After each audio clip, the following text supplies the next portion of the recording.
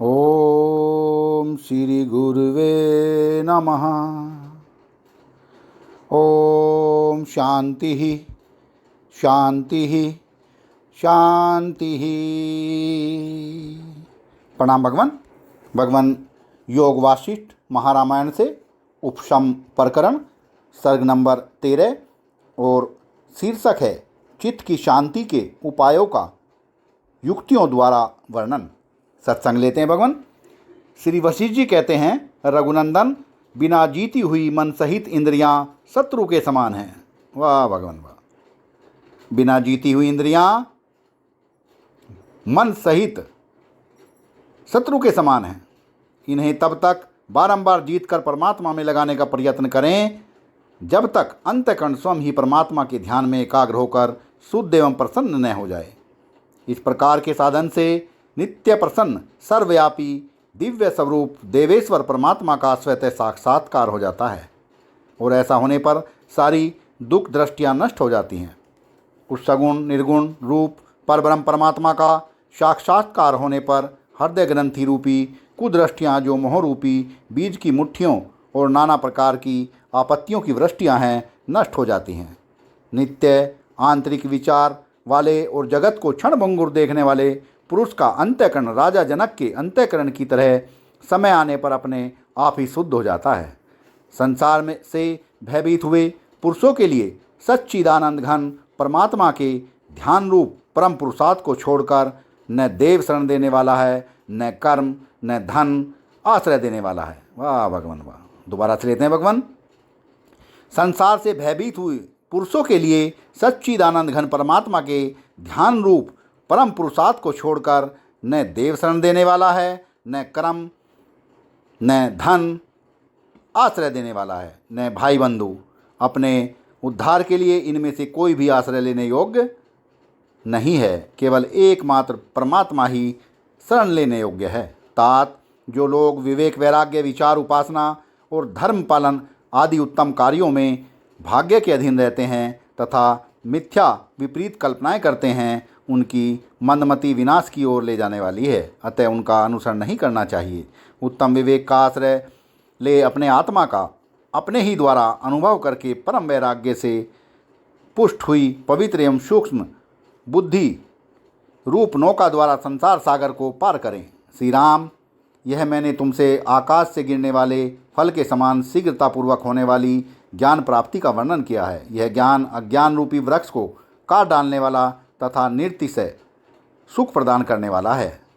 वांछित मन के अनुकूल और अवांछित मन के प्रतिकूल वस्तु की आशंका रूपिणी चंचल मानरियाँ जिस चित्तरूपी वृक्ष पर कूद फांद लगाए रहती हैं, उसमें सौम्यता अर्थात शांति कहाँ से आ सकती है।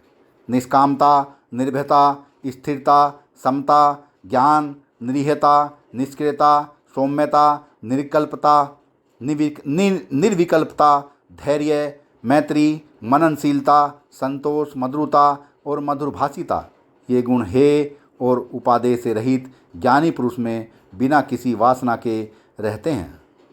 जैसे बहते हुए जल को बांध से रोका जाता है, उसी प्रकार निकृष्ट विषयों की ओर दौड़ते हुए मन को विवेक वैराग्य के बल से विषयों की ओर से लौटाएं, अर्थात चित्त की बहिर्मुख वृत्ति को विवेक वैराग्य द्वारा अंतर्मुखी करें। श्री राम, मोह संसार को भूलकर फिर नहीं स्फुटित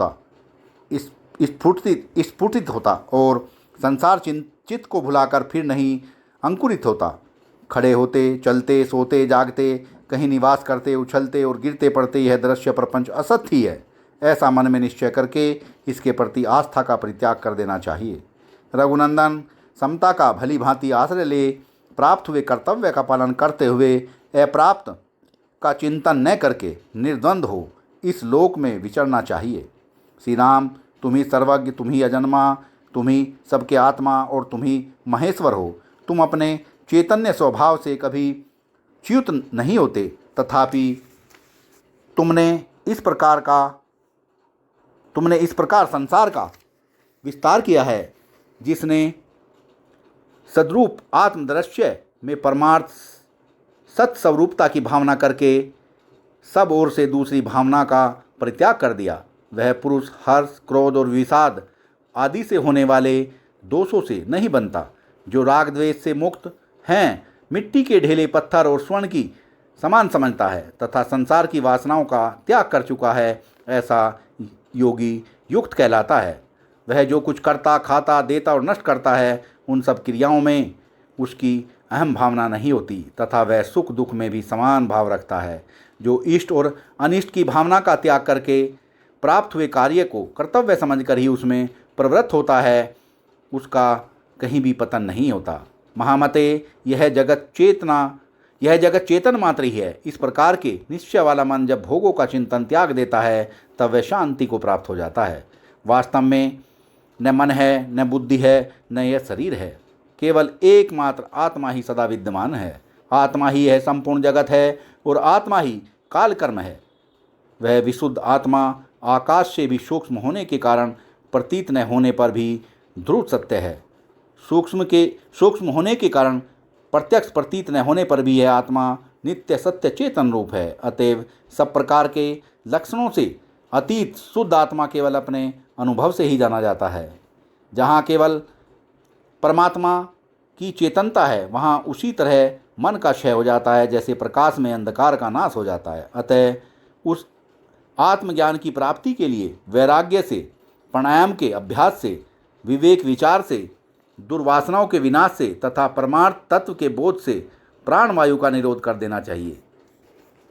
जड़ तथा स्वरूपहीन होने के कारण मन सदा ही मरा हुआ है, किंतु आश्चर्य है कि उस मरे हुए मन के द्वारा ही लोग मारे जा रहे हैं।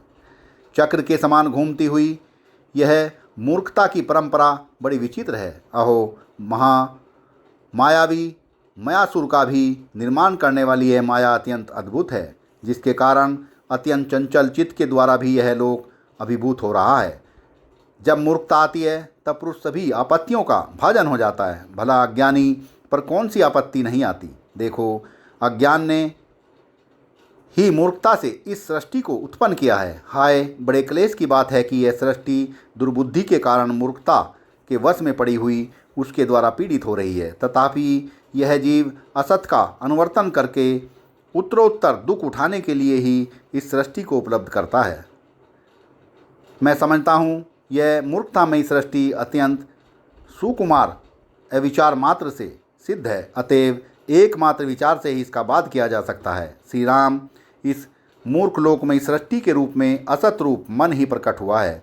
अर्थात यह मन का ही विकार है। जो पुरुष उस मन को वश में नहीं कर सकता, वह अध्यात्म शास्त्र के उपदेश का पात्र नहीं है। उस पुरुष की बुद्धि चारों ओर से विषयों में आरूढ़ है और उतने से ही वह अपने को परिपूर्ण मानती है, इसलिए परमात्मा की ओर अभिमुख नहीं होती। सूक्ष्म वस्तु के विचार में भी समर्थ नहीं हो पाती, इसलिए उसमें आध्यात्मिक शास्त्र का उपदेश पाने की योग्यता नहीं होती। सत्संग को विराम देते हैं भगवान। प्रणाम भगवान।